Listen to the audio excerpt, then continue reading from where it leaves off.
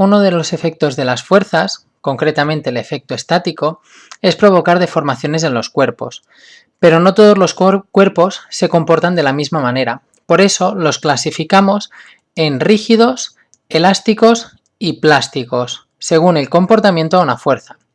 Por ejemplo, un objeto rígido es aquel que no se deforma por acción de una fuerza, como sería este rotulador. Si yo lo aprieto, vemos que no se deforma en la zona donde aplico la fuerza.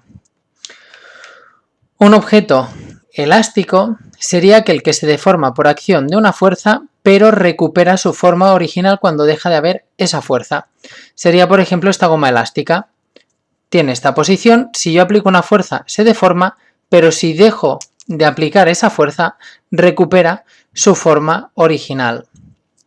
Y por último, un objeto plástico es aquel que cuando actúa una fuerza sobre él, se deforma y no recupera su forma original cuando dejamos de aplicar esa fuerza, sino que se queda deformado permanentemente. Tenemos aquí una bola de Blu Tack, que podría ser también plastilina. Si yo hago una fuerza, el objeto se ha deformado y cuando he dejado de hacer la fuerza, no ha recuperado su forma original, que era circular. Fijaros, es más o menos redondo. Si yo aplico una fuerza y lo dejo ir, se queda chafado. Por lo tanto, mantiene su estado de deformación. Por eso es un objeto plástico, porque cuando dejo de aplicar la fuerza, continúa estando deformado. Entonces, respecto a estos aspectos de la fuerza, encontramos o podemos definir los límites de elasticidad y de plasticidad.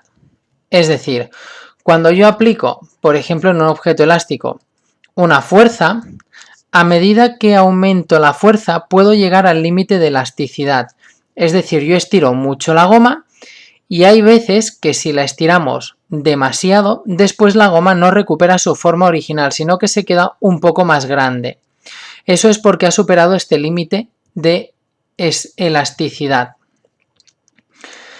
Y luego, si continuamos estirando la goma, puede ser que se acabe rompiendo.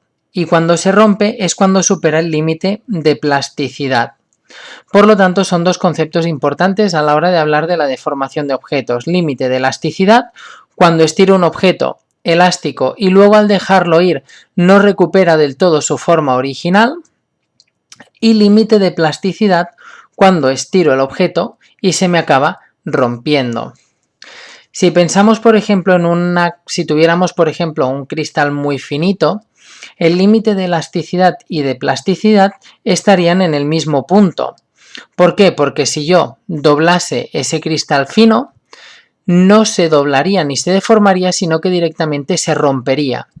Y eso solo sucede, vuelvo a repetir, cuando el límite de plasticidad coincide con el límite de elasticidad.